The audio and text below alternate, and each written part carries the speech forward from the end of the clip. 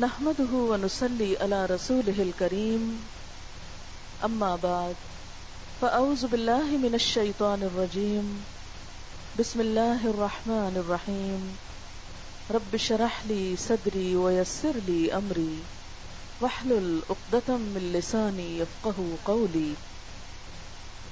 اللہ تعالیٰ کا لاکھ لاکھ شکر ہے جس نے ہمیں انسان بنایا، ساری مخلوقات سے افضل بنایا۔ وہ چاہتا تو ہمیں کچھ بھی اور بنا سکتا تھا۔ اللہ کی مخلوق صرف ہم انسان ہی نہیں، بہت سی دوسری چیزیں بھی ہیں۔ مثلاً یہ زمین بھی اللہ کی مخلوق ہے، یہ پہاڑ، یہ پودے، یہ جانور، جنات، فرشتے سب اللہ کی مخلوق ہیں، لیکن یہ سارے کے سارے انسان کے تابع ہیں۔ فرشتوں جیسی مخلوق کو بھی انسان کے آگے جھکنے کے لیے کہا گیا، انسان کے آگے سجدے کے لیے کہا گیا۔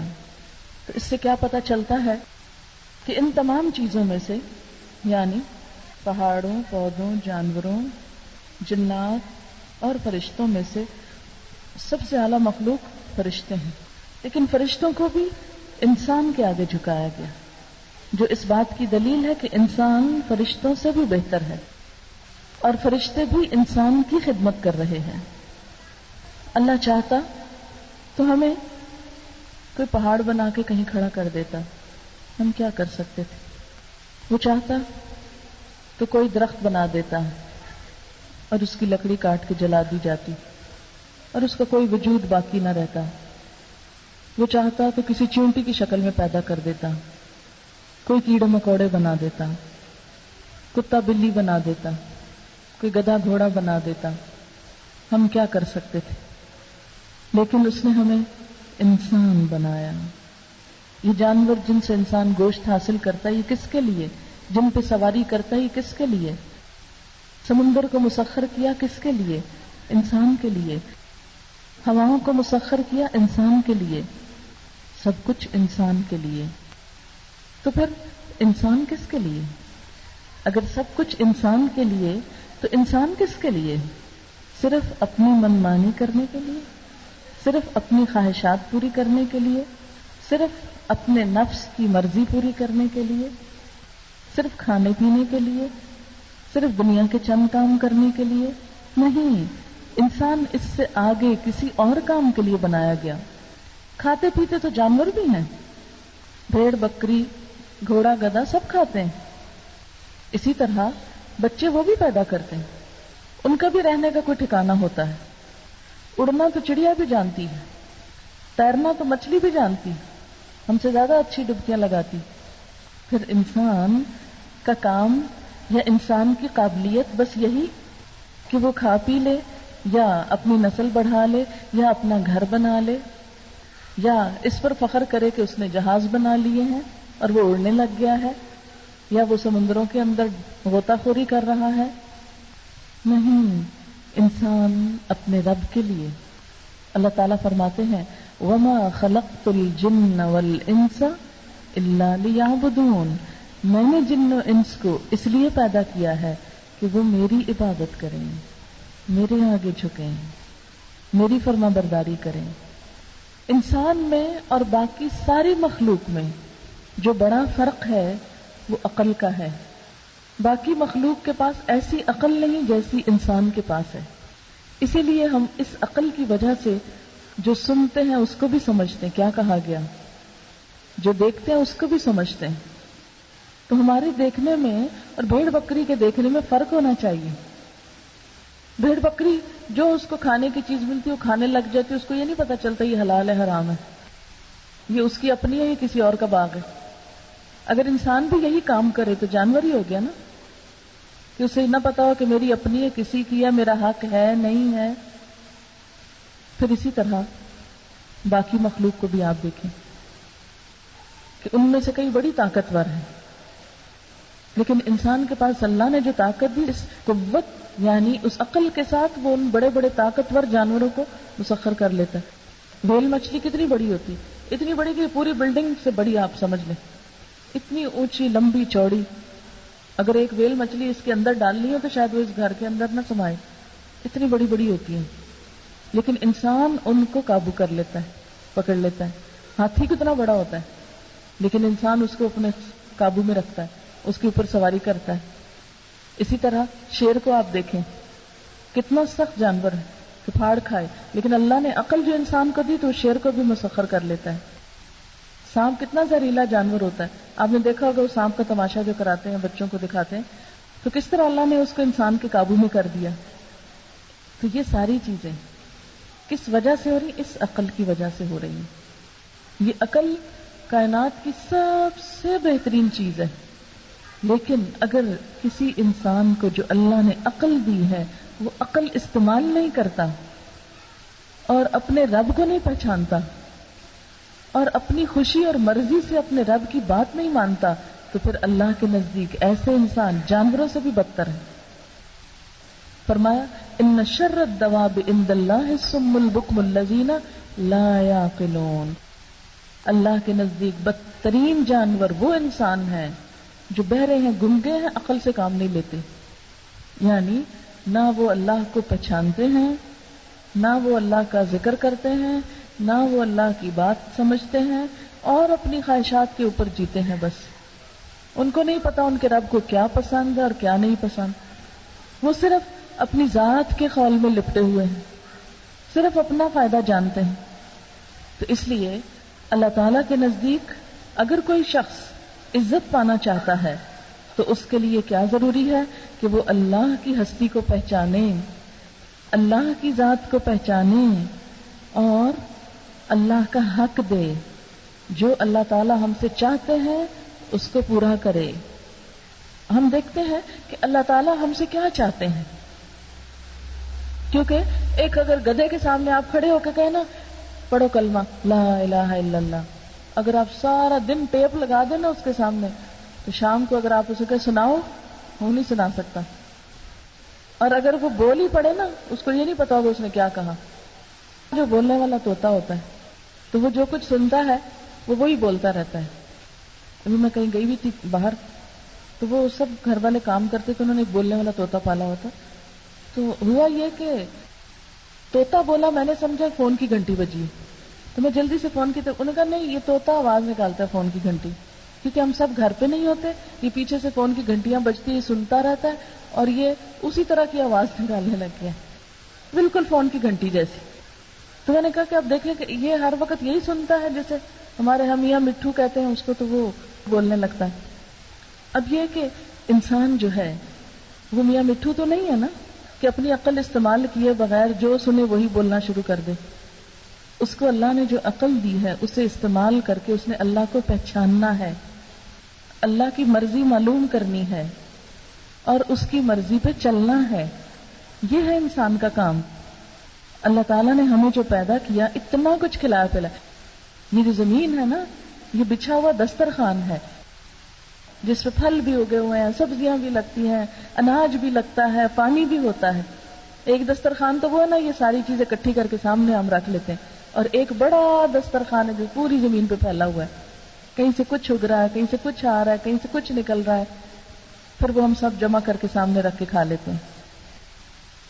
لیکن آتا تو وہی سے نا، اللہ نے یہ دسترخوان لگایا. تو اگر اس کا حق نہیں پہچانیں گے تو کیا کیا زندگی میں جس نے یہ ساری نعمتیں دی. تو انسان کو اللہ کی مرضی معلوم کرنی ہے. اللہ تعالیٰ کی مرضی کیا ہے، وہ کیا چاہتا ہے، اس کا پتہ کہاں سے چلائیں گے ہم. اس کے لیے ہم دیکھیں گے کہ اللہ نے طریقہ کیا اختیار کیا اپنی مرضی بتانے کا. اس نے دنیا میں 1,24,000 پیغمبر بھیجے اور ہر پیغمبر نے آ کے ایک ہی بات کی، اور وہ بات کیا تھی؟ اللہ تعبدوا الا اياه، کہ اس کے سوا کسی کی عبادت نہ کرو. اور اللہ تعالیٰ نے خود بھی فرمایا وما خلقت الجن والانس الا ليعبدون، میں نے جن و انس کو اس لیے بنایا ہے کہ وہ میری عبادت کریں. یہ سب کچھ انسان کے لیے، لیکن انسان اپنے رب کے لیے. ہمیں کیوں بنایا گیا؟ کہ ہم رب کی مرضی کے مطابق چلیں، رب کی عبادت کریں، رب کے آگے جھکیں. سب پیغمبروں نے آ کے ایک ہی کلمہ پڑھا، اللہ تعبدوا الا ایاہ، کہ تم اللہ کے سوا کسی کی عبادت نہ کرو، کسی کی بندگی نہ کرو. اللہ کے علاوہ کسی اور کو الہ بنانا، کسی اور کی بات ماننا، یہ شرک کہلاتا ہے. اور شرک سے انسان کے عمل ضائع ہو جاتے ہیں، ساری عبادتیں، ساری نیکیاں، سب کچھ ضائع ہو جاتا ہے. اس لیے کہ کائنات کی کوئی اور چیز انسان کے علاوہ شرک نہیں کر رہی. پوری کائنات، یہ پہاڑ صرف اللہ کی تسبیح کرتے ہیں، کسی اور کے گن نہیں گاتے، کسی اور کی پاکی بیان نہیں کرتے. یہ درخت صرف اللہ کی تسبیح کر رہے ہیں. یہ بہتا سمندر صرف اپنے رب کی یاد میں گنگناتا ہے. قرآن پاک میں آتا ہے وَإِن مِّن شَيْءٍ إِلَّا يُسَبِّحُ بِحَمْدِهِ وَلَٰكِن لَّا تَفْقَهُونَ تَسْبِيحَهُمْ، کوئی چیز ایسی نہیں جو اللہ کی تسبیح نہ کرتی ہو، لیکن تم ان کی تسبیح سمجھتے نہیں ہو. ایک ذرہ جو ہے نا، ذرہ، وہ بھی اللہ کی تسبیح کرتا ہے، وہ بھی اپنے رب کو یاد کرتا ہے. ایک دفعہ نبی پاک صلی اللہ علیہ وسلم نے کچھ پتھروں کی ٹھیکریاں لے کر صحابہ کرام کو یہ سنوایا کہ سنو ذرا یہ کیا کہہ رہے ہیں. جیسے ہم ان کی آواز سنتے ہیں نا، اس طرح کی آواز آ رہی تھی جیسے مکھیاں بن بناتی ہیں. فرمایا کہ یہ پتھروں کی آواز ہے، پتھروں کی آواز. تو وہ پتھروں کی آواز کیا تھی؟ اللہ کی تسبیح تھی. ایک ایک ذرہ اللہ کی تسبیح کرتا ہے، کسی اور کی تسبیح نہیں پڑھتا. وہ توحید پر قائم ہے. نیچے سے اوپر تک ایک خدا کا نظام چل رہا ہے. یہ سارے آپس میں ایک دوسرے کے ساتھ تعاون کرتے ہیں، ایک دوسرے کے ساتھ کوآرڈینیٹ کرتے ہیں. اسی لیے یہ بارشیں برستی ہیں، اسی لیے زمین رزق اگاتی ہے. اگر یہ ایک خدا کی تابعداری نہ کر رہے ہوتے تو نتیجہ کیا نکلتا؟ کہ مثلا آپ دیکھیں کہ بارش کیسے برستی. اس کا ایک موٹا سا طریقہ یہ ہے کہ سب سے پہلے سورج کی روشنی سمندر پہ پڑتی، وہاں سے پانی بھاپ بنتا ہے، ہوا آتی ہے اور اس پانی کو اپنے اندر سمو کے اوپر اڑ جاتی ہے. اوپر اٹھ کے وہ بادل بن جاتے ہیں. وہ بادل پھر ٹریول کرتے ہیں، وہ پھر جہاں جہاں اللہ کا حکم ہوتا وہاں وہاں بارش برستی.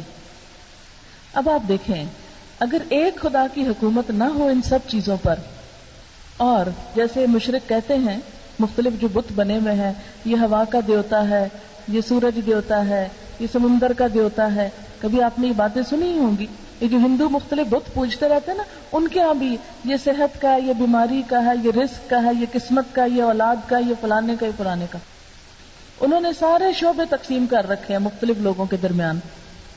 لیکن اسلام کیا کہتا ہے کہ یہ اول سے آخر تک سب کچھ ایک خدا کے کنٹرول میں ہے، کسی اور کے کنٹرول میں نہیں ہے یہ. اچھا، اب ہوتا کیا ہے کہ اللہ تعالیٰ کے اذن سے سورج چمکتا ہے. وہ انکار نہیں کرتا کہ میں نے نہیں چمکنا. جب سے پیدا ہوا اپنا کام کر رہا ہے، اللہ کی فرما برداری میں لگا ہوا ہے. سمندر بھی جب سے بنے ہیں وہ اپنا کام کر رہے ہیں. کبھی انہوں نے یہ نہیں کہا کہ لوگ ہم کیوں مانے. اگر ان کا خدا کوئی اور ہوتا تو وہ کہتا نہ نہ نہ، اس کی نہ ماننا، تم پانی نہ اٹھنے دینا، پانی بند کر دینا. ہوا کا خدا اگر کوئی اور ہوتا تو وہ کیا کہتا کہ دیکھو ہوا نہ چلنے دینا، پانی نہ اٹھانا، بادل نہیں کہیں جائیں گے. ہمارے ہاں تو اکثر سٹرائک ہو جاتی ہے نا کہ پہیا جام ہڑتال ہو گئی، آج پانی کو نہیں آنا، آج فلانی چیز نہیں آنی. یہ کیوں ہوتا ہے؟ اس لیے کہ کوئی کام کسی کی مرضی سے ہو رہا ہے، کوئی کسی کی مرضی سے، کوئی کسی کی، ہر ایک اپنی مرضیاں کرتا ہے. لہٰذا کس قدر فساد ہے زمین پہ. کوئی کام سیدھا ہو کے نہیں دیتا، بگاڑ ہی بگاڑ ہے. لیکن زمین سے نظر اٹھائیں اللہ کی کائنات میں کوئی بگاڑ نہیں.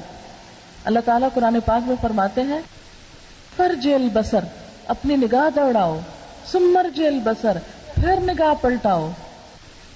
ینقلب الیک البصر خاسئا وہو حسیر، تیری نگاہ تھک کر نامراد پلٹ آئے گی، لیکن اللہ کی کائنات میں کوئی رخنا، کوئی خرابی، کوئی فساد نہیں دیکھو گے. تو بات یہ ہے کہ جہاں سب اللہ کی مرضی پہ چل رہے ہیں، اس لیے زمین کا نظام قائم ہے، اس لیے امن ہے. اللہ نے پہاڑوں کو جہاں ٹھہرا وہاں ٹھہرے ہوئے ہیں، سمندر کو جہاں روکا کہ اس سے آگے نہیں جانا، وہ ادھر ہی رکا ہوا ہے. اگر وہ اپنی من مانی کرنے لگے تو ہم یہاں زندہ نہیں رہ سکتے. پہاڑ اپنی منمانی کرے تو چلتے چلتے ہمارے سر پہ آ پڑے، سب کو لے کے سمندر میں ڈال پھینکے، کیونکہ ہم سے کئی گنا بڑے جو ہیں۔ اگر درخت چلنے لگ جائیں تو یہ جو دروازے لگے ہوئے کسی وقت خود ہی چل کے کہیں اور پہنچ جائیں، تو لکڑی کو پاؤں لگ جائیں، اپنی مرضی کرنے لگے۔ تو کسی چیز کو اللہ نے اس کی مرضی کی اجازت نہیں دی، صرف انسان کو دی ہے کہ اپنی کچھ مرضی کر لو۔ اسی لیے ہم دل چاہتا بیٹھ جاتے ہیں، دل چاہتا نیچے اتر جاتے ہیں، دل چاہتا کھانے لگ جاتے ہیں، باتیں کرنے لگ جاتے ہیں، جو ہمارا دل چاہتا کرتے جاتے ہیں۔ باقی مخلوق ایسے نہیں کر رہی۔ تو بات یہ ہے کہ اگر ساری مخلوق اللہ کی تابع دار ہے تو ہمیں بھی اللہ کا تابع دار ہونا ہے۔ وہ اللہ کی تسبیح کر رہی ہے، ہماری زبان پر بھی اس کی تسبیح ہونی چاہیے۔ وہ سب سے بڑھ کر اللہ سے محبت کرتی، ہمارے دل میں بھی سب سے بڑھ کر اللہ کی محبت ہونی چاہیے۔ والذین آمنوا اشد حبا للہ، وہ لوگ جو ایمان لائے اللہ کی محبت میں سب سے زیادہ شدید ہوتے ہیں، سب سے زیادہ پکے ہوتے ہیں۔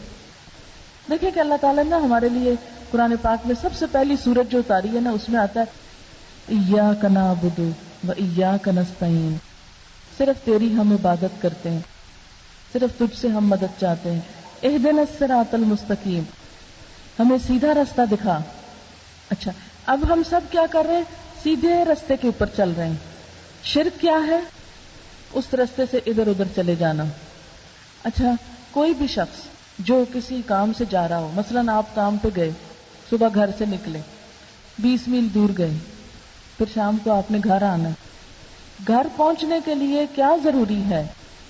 آپ صحیح رستے پہ آئیں۔ اگر آپ نے اصلی رستہ چھوڑ کے کوئی اور اختیار کر لیا تو آپ گم ہو جائیں گے۔ ہدایت کا الٹ ہے دلال۔ دلال کا مطلب ہوتا ہے رستہ گم کر بیٹھنا۔ جنت میں جانے کا جو سیدھا رستہ ہے وہ پیغمبروں نے ہمیں بتا دیا کہ اس پر چلنا وہ اللہ کی مرضی کا رستہ ہے۔ جو شخص اللہ کی مرضی چھوڑ کر دل کی مرضی پہ چلنے لگتا ہے، لوگوں کی مرضی پہ چلنے لگتا ہے، وہ اصلی رستہ چھوڑ کر سائیڈ پہ نکل جاتا ہے، اور جب وہ اصلی رستہ چھوڑ دیتا ہے تو رستہ گم کر دیتا ہے۔ اسی کو دلالت کہتے ہیں، اسی کو گمراہی کہتے ہیں کہ وہ بھول گیا۔ اور جو رستہ بھول جائے وہ اصل مقام تک نہیں پہنچ سکتا، جنت تک نہیں پہنچ سکتا، کیونکہ ہر ٹیڑھا رستہ انسان کو بھٹکا کے نقصان پہ لے جائے گا۔ اس لیے ہم سب کے لیے کیا ضروری ہے کہ ہم سب اپنی سب سے پہلے ڈائریکشن درست کریں، اور وہ کیا ہے کہ ہر کام میں راضی کس کو کرنا ہے، خوشی کس کی دیکھنی۔ توحید کا سب سے پہلا سبق کہ نماز ہو یا قربانی ہو، صدقہ ہو یا خیرات ہو، کچھ بھی ہو، کس کے لیے ہے؟ یہ توحید کا سب سے پہلا سبق ہے کہ وہ اللہ کے لیے۔ کیوں اللہ کے لیے؟ اس لیے کہ ہر چیز جو اللہ کی ہے، ہر چیز اس کی عبادت کر رہی ہے، ہر چیز اس کی وفادار ہے، ہر چیز ہمیں بھی اسی نے دی ہے، اور ہم خود بھی اسی کے ہیں، اور مر کر اسی کے پاس واپس جانے والے ہیں، اور سب سے بڑا وہ ہے۔ آخر اس کی بڑائی کیوں نہ مانے؟ اس سے چھوٹوں کی بڑائی ماننا ہی تو بے وقوفی ہے۔ اسی لیے قرآن پاک میں اللہ تعالیٰ نے حضور صلی اللہ علیہ وسلم کو فرمایا، قل، آپ کہیے کیا، ان صلاتی، بے شک میری نماز، و نسکی، اور میری قربانی، و محیایا، اور میری زندگی، و مماتی، اور میری موت، للہ رب العالمین، سب کچھ اللہ رب العالمین کے لیے۔ اب ذرا ہم سوچیں، جب ہم نماز پڑھتے ہیں اللہ کی پڑھتے ہیں یا کوئی اور تو نہیں دل میں ہوتا کہ ہاں ذرا لوگ دیکھ لیں کتنی اچھی نماز پڑھتا ہے؟ یہ جو خیال آنا ہے نا کہ ذرا لوگ دیکھیں نا کہ میں کتنا نیک ہوں، کتنی اچھی نمازیں پڑھتا ہوں، کتنی خشوع سے پڑھتا ہوں، یہ شرک ہو جاتا ہے۔ آپ صلی اللہ علیہ وسلم نے فرمایا، ان اخوف ما اخاف علیکم الشرک الاصغر، میں اپنی امت کے بارے میں سب سے زیادہ جس چیز سے ڈرتا ہوں وہ شرک اصغر ہے، چھوٹا شرک۔ لوگوں نے پوچھا، وما الشرک الاصغر یا رسول اللہ، اے اللہ کے رسول صلی اللہ علیہ وسلم، یہ چھوٹا شرک کیا چیز ہے؟ آپ نے فرمایا، من تصدق یرائی فقد اشرک، من صام یرائی فقد اشرک، من صلی یرائی فقد اشرک، جس نے دکھاوے کی نماز پڑھی اس نے شرک کیا۔ جس نے دکھاوے کا روزہ رکھا اس نے شرک کیا، جس نے دکھاوے کا صدقہ کیا اس نے شرک کیا. کیونکہ دیا تو اللہ نے نا مال ہم کو، اگر ہم اللہ کے نام پہ دے رہے ہیں تو اللہ کی خوشی کے لیے دیں، لوگوں کو دکھانے کا کیا مطلب ہے. لیکن اکثر کیا ہوتا ہے، آپ نے دیکھا ہوگا مسجدوں میں اعلان ہو رہے تھے فلاں صاحب نے 5 روپے مسجد کو صدقہ دیے، نام آوازیں دے رہے ہوتے ہیں نا. بھئی اللہ کا دیا ہوا اللہ کے گھر دے رہے ہیں، شہرت کس بات کی؟ اسپیکر پہ آواز کس لیے لگوا رہے ہیں؟ ڈھنڈورا کس لیے پیٹ رہے ہیں؟ لوگوں سے انعام چاہیے. یہ بے عقلی کی بات ہے نا، بے سمجھی کی بات ہے. کبھی اس کا دیا تھا اسی کو دے رہے ہیں، کوئی احسان بھی نہیں ہے. دیکھیں نا، احسان تو جب ہوتا ہے نا کہ جب ہم اپنا کسی کو دے رہے ہیں، تو جو ہمارا ہے وہ تو اللہ کا ہے، اللہ نے دے رکھا ہے. جب اس کا دیا اسی کے نام پہ دے رہے ہیں تو پھر احسان تو کچھ بھی نہیں، پھر دکھاوا بھی کسی کا نہیں، کسی اور سے شاباش بھی نہیں لینے کی ضرورت. ہم ذرا سی نیکی کر لیتے نا، پھر ہمارا دل مچلنے لگتا ہے، ہم کو کوئی ذرا جلدی سے شاباش دے دے. یہ دل نہیں مچلنا چاہیے کسی کی شاباش کے لیے. کیوں؟ اس لیے کہ جس قوت سے کام لے کے میں نے سب کچھ کیا وہ اللہ کی دی ہوئی تھی. اللہ ہی شاباش دے رہا، اسی کی شاباش لینی، اسی سے ہی اجر لینا ہے. ایسے سوچنے والے کوئی تعریف کرے کہ نہ کرے وہ نیکی کے اوپر قائم رہتے ہیں. وہ مرتے دم تک اپنا نیکی کا کام نہیں چھوڑتے. ان کے کام میں استقامت ہوتی ہے، وہ جم کے نیکی کا کام کرتے ہیں. اس لیے کہ انہیں انسانوں سے شاباش نہیں چاہیے، انہیں اللہ سے شاباش چاہیے. یہ سبق آپ صلی اللہ علیہ وسلم کو پڑھایا گیا تھا کہ آپ کہیے اور کہہ کے سب کو پھر سنائیے، ان صلاتی، میری نماز، و نسکی، میری قربانی. آپ دیکھیں ہمارے یہاں قربانی میں کیا ہوتا ہے، قربانی کی عید پہ لوگ بکروں کی آوازیں جو ہیں وہ ٹیپ کر کر کے بعض وقت لگاتے ہیں، وہ آپ نے سنا ہوگا، صرف دکھاوا کرنے کے لیے کہ ہم بکرا ذبح کریں، پھر دوسروں کو بتانے کے لیے. یا بڑے سے بڑا بکرا کس لیے خریدیں گے؟ تاکہ سب کو پتا چلے کہ ہم نے سب سے اچھا کیا. یا زیادہ بکرے کریں گے کہ لوگوں کو پتا چلے کہ ہم کتنے امیر ہیں، زیادہ قربانیاں کرتے ہیں، سب دکھاوے کے لیے. تو اللہ سے اجر صرف اس چیز کا ملے گا کہ جس نے اللہ کے لیے کام کیا ہوگا. اور بس قیامت کے دن انسان کیا کہے گا؟ اپنے عمل لے کے جائے گا نا، اللہ تعالیٰ کہیں گے اس کو بھی نکال دو، اس کو بھی، اس کو، یہ میرے لیے نہیں تھے، یہ جن کے لیے تھے نا ادھر سے جا کے اجر لو، جو کام میرے لیے کیا ہے اس کا انعام میرے سے لو. جیسے مثال کے طور پہ آپ دیکھیں نا اس پلیٹ کے اندر سونف کے علاوہ کیا الائچی رکھی ہوئی ہے، مصری رکھی ہے، بادام رکھے ہوئے ہیں. اگر میں کسی سے کہوں کہ مجھے سونف لا کے دو اور وہ یہ پلیٹ لے آئے تو میں اسے کہوں گی اس میں سے یہ مصری بھی نکال دو، یہ بادام بھی نکال دو، الائچی بھی نکال دو، یہ بھی نکال دو، بس خالی سونف چاہیے، خالص. اللہ تعالیٰ کو بھی خالص عمل چاہیے، یہ باقی سب نکال دو، خالص چاہیے، وہ خالص جو صرف میرے لیے کیا تھا. بس یہ جو اوروں کے لیے کیا ہے نا وہ اوروں کو دے دو، ان سے جا کے انعام لے لو. تو شرک کا سب سے پہلا کام جو عام زندگی میں ہوتا رہتا ہے وہ کیا ہے؟ دکھاوا، ریاکاری، لوگوں سے شہرت پانا، لوگوں کو خوش کرنے کے لیے جان مارنا، اور اس بات پہ پریشان رہنا ہائے لوگ کیا کہیں گے، ہماری تو ناک کٹ جائے گی، ہماری تو بےزتی ہو جائے گی.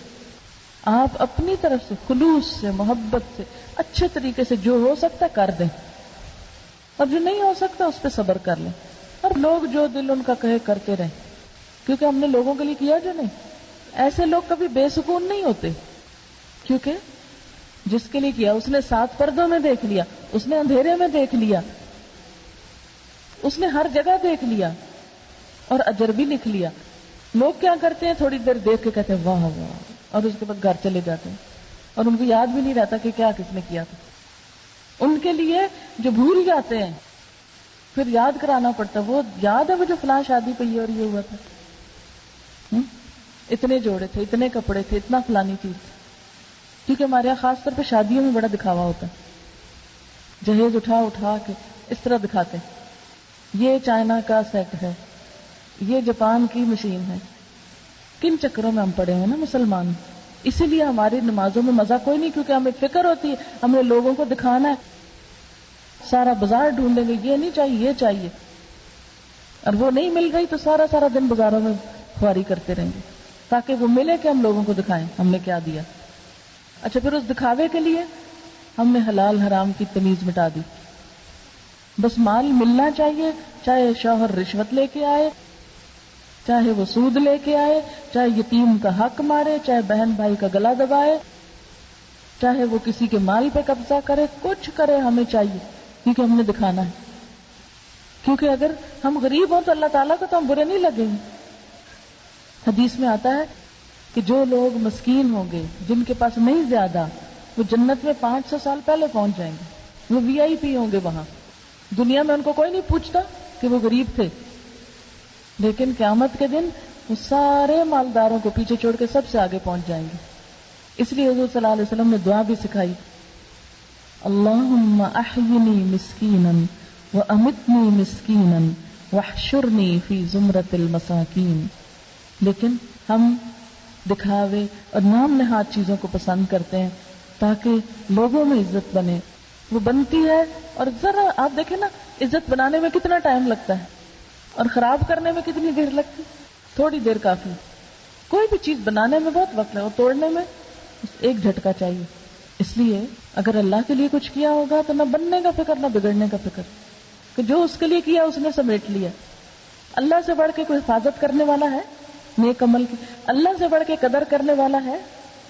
ایک جنگ میں حضرت ابوبکر صدیق رضی اللہ تعالیٰ عنہ اپنے سارے گھر کا سامان لے گئے تھے، حضرت عمر آدھا لے گئے تھے، اور بھی بہت بڑے بڑے لوگوں نے اپنے صدقہ خیرات کیے. ایک غریب مسلمان تھا، اس کے پاس کچھ نہیں تھا، بڑا غریب تھا.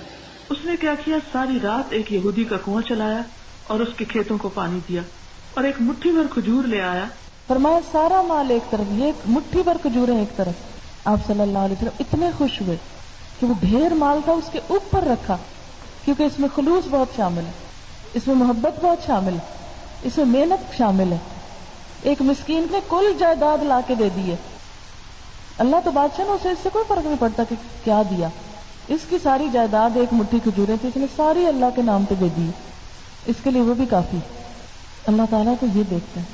آپ صلی اللہ علیہ وسلم نے فرمایا آگ سے بچو، ہاں آدھی کھجور صدقے میں دے کے کیوں نہ بچو.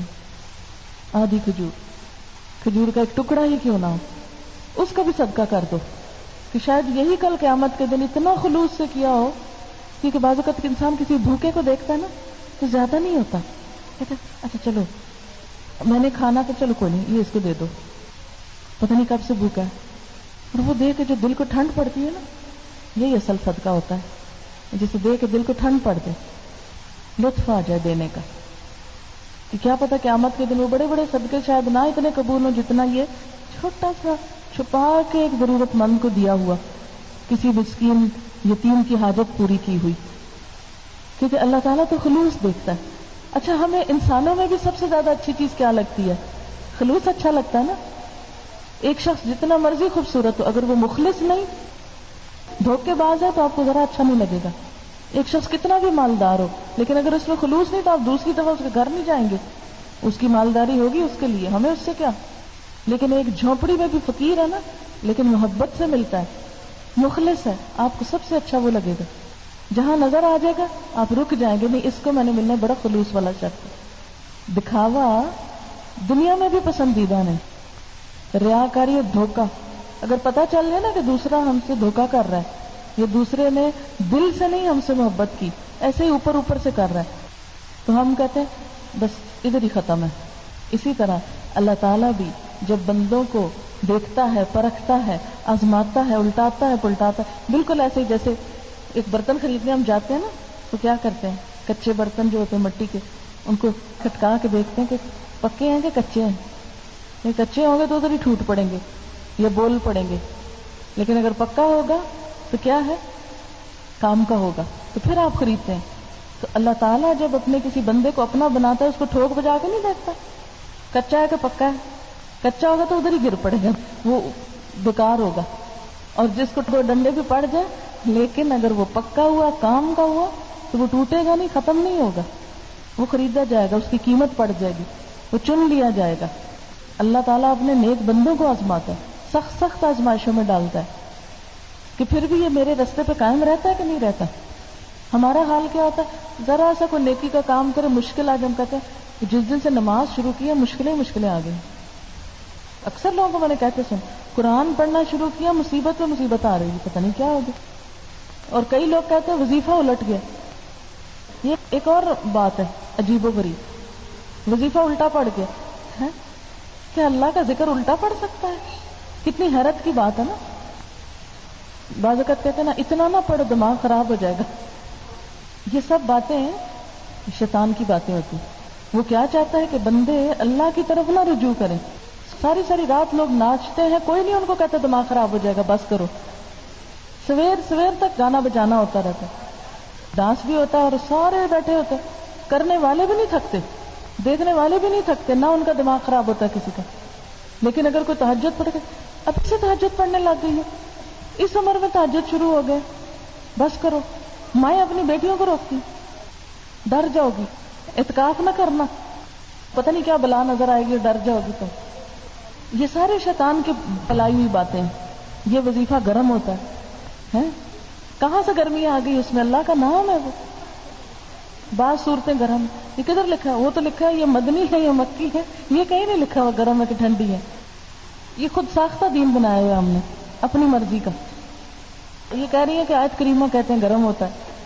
یہی تو میں کہہ رہی ہوں کہ کس نے کہا کہ گرم ہوتا ہے؟ کچھ گرم سرد نہیں.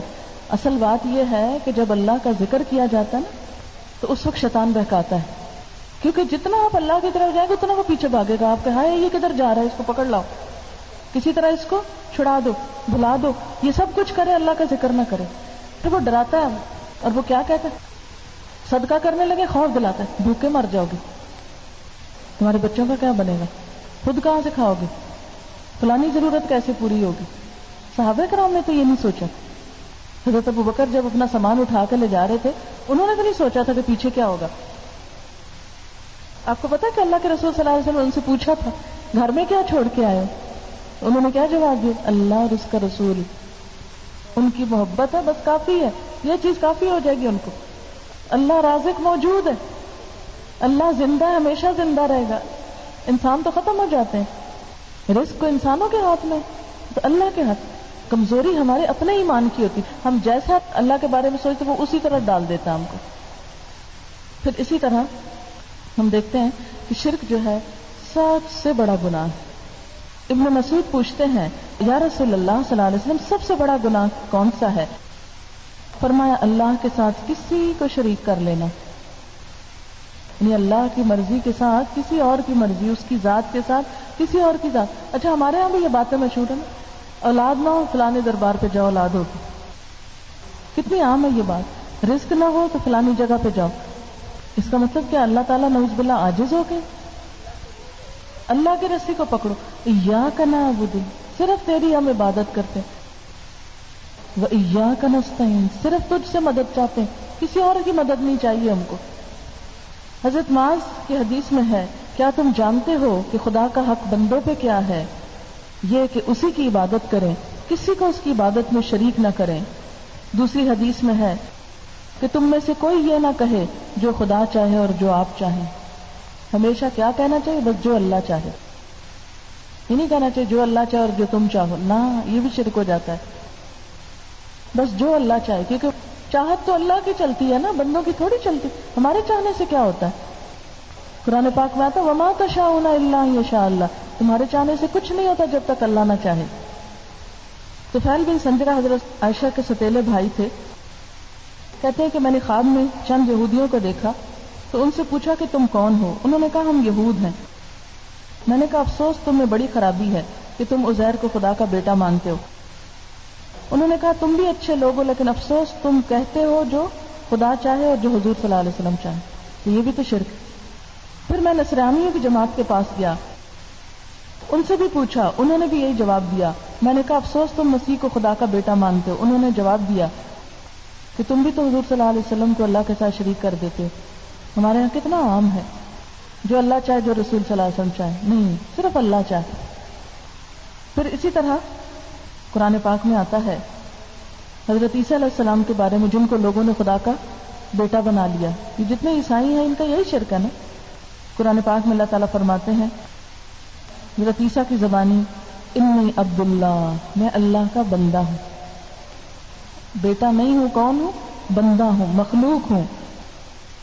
آتانی الکتاب، اس نے مجھے کتاب عطا کی، کون سی؟ انجیل، وجعلنی نبیا، اور مجھ کو نبی بنا کے بھیجا۔ پھر اسی طرح مکہ کے کافروں کو بھی قرآن پاک میں یہ چیلنج کیا گیا، ان سے پوچھا جاتا تھا قل لمن الارض، ان سے پوچھو زمین کس کی ہے، ومن فیہا، اور جو کچھ زمین میں یہ کس کا ہے، ان کنتم تعلمون، اگر تم جانتے ہو، سیقولون للہ، وہ بھی کہتے تھے کہ سب کچھ اللہ کا ہے۔ قل افلا تذکرون، ان سے پوچھو کیا تم نصیحت نہیں پکڑتے؟ قل من رب السماوات السبع ورب العرش العظیم، ان سے پوچھو کون ہے رب 7 آسمانوں کا اور رب عرش عظیم کا؟ سیقولون للہ، کہیں گے سب کچھ اللہ کا ہے۔ قل افلا تتقون، ان سے پوچھو کیا تم خدا کا خوف نہیں کرتے ہو؟ قل من بیدہ ملکوت کل شیء، ان سے پوچھو ہر چیز ملکیت کس کی ہے، بادشاہت کس کی ہے؟ وَهُوَ يُجِيرُ وَلَا يُجَارُ عَلَيْهِ إِن كُنتُمْ تَعْلَمُونَ، کون ہے جو پناہ دیتا ہے اور اس کے مقابلے میں کوئی پناہ نہیں دے سکتا، اگر تم جانتے ہو۔ سیقولون للہ، کہیں گے کہ اللہ کی ہے۔ قل فأنى تسحرون، پوچھو کہاں سے پھر جادو کر دیے جاتے، کون تمہاری عقلوں کو مار جاتا ہے؟ پھر اسی طرح ہم دیکھتے ہیں ایک اور جگہ پر قرآن پاک میں آتا ہے وَلَمْ يَكُنْ لَهُ كُفُوًا أَحَدٌ، اور کوئی اس کا شریک بھی نہیں، کوئی اس کے برابر نہیں۔ لَيْسَ كَمِثْلِهِ شَيْءٌ، اس کی مانند کوئی چیز نہیں، اس جیسی کوئی چیز نہیں، سب سے بڑا ہے وہ۔ لیکن افسوس ہم مسلمانوں کے حال پر کہ نماز میں تو کہتے ہیں سب سے بڑا ہے وہ، اللہ اکبر اللہ اکبر اللہ اکبر، اللہ سب سے بڑا ہے، لیکن ہماری عام روزمرہ زندگی میں کیوں نہیں اللہ بڑا؟ کوئی آ جائے تو ہم نماز چھوڑ کے بیٹھ جاتے ہیں، اللہ تعالیٰ بلا رہے ہیں حی علی الصلاۃ، آؤ نماز کی طرف، اور ہم بیٹھ جاتے ہیں لوگوں سے باتیں کرنے، کبھی سو جاتے ہیں، کبھی بازار چل پڑتے ہیں، اور اللہ تعالیٰ بلاتے رہتے ہیں آؤ نماز کی طرف۔ آپ دیکھیں کہ دن میں 5 دفعہ اللہ تعالیٰ بلاتے ہیں، کتنی دفعہ ہم جاتے ہیں؟ میں یہ صرف آپ کی بات نہیں کر رہی، میں عام مسلمانوں کی بات کر رہی ہوں۔ آپ چلے بازار کسی وقت زور کی نماز کے اثر کے وقت، چلو باقی زور اثر تو لمبے ٹائم ہوتے ہیں، مغرب کے وقت آپ کسی مسلمان بازار میں چلے، اذانیں ہوگی، کتنے لوگ مسجد جاتے ہیں، اکثر بازار میں گھوم پھر رہے ہوتے ہیں، کھڑے ہوتے ہیں، بیٹھے ہوتے ہیں، باتیں کر رہے ہوتے ہیں، ان کو کوئی اثر نہیں ہوتا، ٹس سے مس نہیں ہوتے۔ ذرا آپ سوچیں کہ جو لوگ اللہ کی پکار سن کے نماز کے لیے حاضر نہیں ہوتے، کیا اللہ تعالیٰ ان سے خوش ہوتے ہیں؟ کتنے اچھے لوگ ہیں، میں نے پکارا اور یہ بیٹھے رہے۔ اگر ہمارے بچے ہمارے ساتھ ایسے کریں تو ہم کیا کرتے ہیں ان کے ساتھ؟ آپ اوپر سے آواز دیتے ہیں او فلاں ادھر آؤ، وہ کہ اچھا آتا ہوں، پھر وہ اپنے کام میں لگ گئے، وہ کہ اچھا میں تو ابھی کھانا کھا رہا ہوں، اچھا پھر آپ بلاتے ہیں اچھا میں ذرا واش روم سے ہوں، پھر آپ بلاتے ہیں اچھا میں ذرا کھیل آؤں، تو یہ کیا تماشا؟ کتنا شدید غصہ آتا ہے، ایک سے دوسری دفعہ بلانا پڑے شدید غصہ آ جاتا ہے، کیا مذاق ہے، بات کیوں نہیں سنتے ہو؟ 1-2 لگا بھی دیں گے، اور وہ ہر روز 5 دفعہ پکارتا ہے، ہم 5 دفعہ ٹال مڑ، اچھا نا ابھی اتنے کام ہیں، اچھا ابھی میرے کپڑے نہ پاک ہیں، ابھی بچے چھوٹے ہیں، ابھی اتنا کام میرا پڑا، میں تھک گئی، اب مجھے نیند آئی ہے۔ اللہ کی عبادت خود تو نہیں کرتے، پھر اس لیے کسی کو کہتے ہیں تم دعا بھی ہمارے لیے کر دینا۔ مسلمان ایک دوسرے کے لیے کرتا ہے، لیکن یاد رکھیں جب تک اپنے لیے خود نہ کرے اس وقت تک کسی کی ہوئی بھی فائدہ نہیں دیتی۔ آپ کو پتا ہے کہ حضرت نوح علیہ السلام نے اپنے بیٹے کے لیے دعا کرنا چاہیے، اللہ تعالیٰ نے روک دیا، نہیں، لا تسألنی ما لیس لک بہ علم، مجھ سے مت سوال کرو جس کا تجھے علم نہیں۔ حضرت لوط علیہ السلام کی قوم کے بارے میں حضرت ابراہیم نے دعا کی تھی، اللہ ان کو عذاب نہ دینا، اللہ نے نہیں سنا۔ تو اس سے کیا پتہ چلتا ہے کہ جو اپنے لیے خود نہ کرے اس کے لیے کہیں اور سے بھی فائدہ نہیں ہوتا۔ مثلا آپ خود نہ کھانا کھائیں اور کوئی اور آپ کی جگہ کھا رہا ہو، آپ کو کیا ملے گا؟ ہاں اگر آپ بھی کھا رہے ہیں وہ بھی کھا رہے ہیں تو مل کر انجوائے کریں گے، وہ ایک اور چیز ہو جاتی ہے۔ یا آپ اپنی پلیٹ اس کے آگے کرتے اچھا تم بھی چکھو، وہ آپ کے آگے کرتا اچھا تم بھی چکھو، لیکن آپ کہیں کسی کو اچھا میرا کھانا آج تم کھا دینا، تو وہ کھا لے گا، آپ کو تو کچھ نہیں ملے گا۔ اس لیے ہمیں دین کے معاملے میں سوچ سمجھ کر زندگی بسر کرنی چاہیے۔ اچھا اب میں چاہوں گی کہ اگر کوئی ذہن میں آپ کے سوال ہیں تو وہ کچھ کر لیں، پھر میں اس کے بعد دعا کروں گی۔ ان کا سوال یہ ہے کہ صدقہ اپنے گھر کی ماسی کو دے سکتے ہیں؟ حدیث میں آتا ہے کہ وَابْدَأْ بِمَنْ تَعُولُ، شروع کرو جس کی عیالداری ہے تم پہ. جب انسان کچھ خرچ کرنے لگے نا، پہلے ان کو دے جن کی ذمہ داری ہے اس پہ. مثلاً اپنی بیوی ہے، بچے ہیں، رشتہ دار ہیں، گھر والے ہیں، پھر اپنے نوکروں کا حق آ جاتا ہے. ٹھیک ہے، کیونکہ وہ ہمسائے بھی ہیں، وہ خدمت گار بھی ہیں، وہ سب کچھ. لیکن ایک بات یاد رکھیں کہ وہ صدقہ کام کا معاوضہ کر کے نہ دیں کہ کام کرا لیں اور صدقہ دے دیں. اس کے بعد نیت یہ رکھنی چاہیے کہ یہ ہمارے ساتھ ہیں، ان کا حق پہلے ہے بنسبت وہ جو دور ہے، لیکن یہ اس لیے کہ اس کو یہ دیں گے تو یہ ہمارا کام کرے گا، اگر صدقہ نہ دیا تو کام چھوڑ دے گا. یہ نہیں ہونا چاہیے. ٹھیک ہے. دعا سبحان اللہ والحمد للہ ولا الہ الا اللہ واللہ اکبر ولا حول ولا قوة الا باللہ العلی العظیم.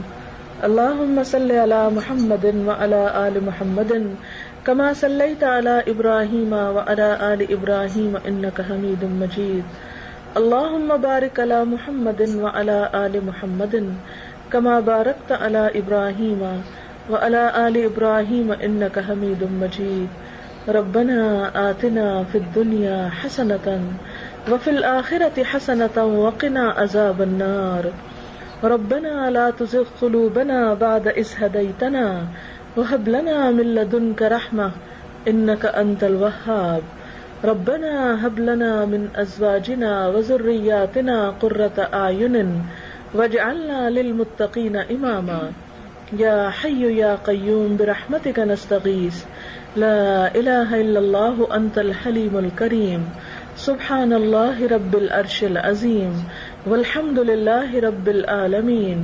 رب نسألك موجبات رحمتك وعزائم مغفرتك والغنيمة من كل بر والسلامة من كل اسم لا تدع لنا ذنبا إلا غفرته ولا هما إلا فرجته ولا حاجة هي لك ردا إلا قضيتها يا أرحم الراحمين. یا اللہ پاک، جو کچھ ہم نے پڑھا ہے اگر اس میں کوئی بات آپ کو ناپسند ہو تو ہم سے درگزر فرما دیجیے. یا اللہ ہمارے گناہوں کو معاف کر دیجیے، اور جو بات آپ کی پسند کی ہو ہمیں اس پر عمل کرنے والا بنائیے اور قبولیت عطا فرمائیے. یا اللہ تو ہمارے تمام دکھوں کو، غموں کو، پریشانیوں کو دور فرما. اس گھر پر اپنی خیر و برکت نازل فرما. آنے والوں کے دلوں کی دعاؤں کو قبول فرما.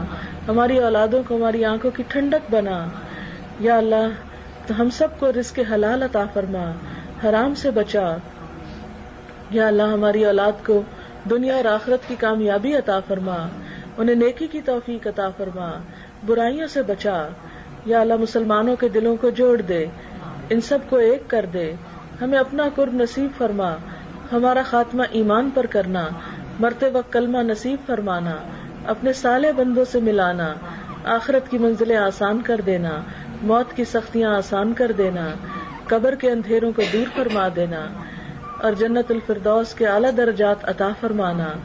یا رب العالمین تو ہم سب کو اپنی رحمت سے ڈھانپ لے اور ہماری اس کوشش کو قبول فرما.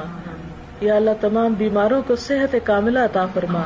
ہم سب کے والدین پر اپنی رحمت فرما اور ہم سب کے لیے بہترین دنیا اور آخرت کی بھلائیاں عطا فرما. ربنا تقبل منا انك انت السميع العليم وتب علينا انك انت التواب الرحيم. وصلى الله تعالى على خير خلقه محمد وعلى آله واصحابه واهل بيته اجمعين برحمتك يا ارحم الراحمين. الہی آمین. سبحانك اللهم وبحمدك نشهد ان لا اله الا انت نستغفرك ونتوب اليك. السلام علیکم ورحمۃ اللہ.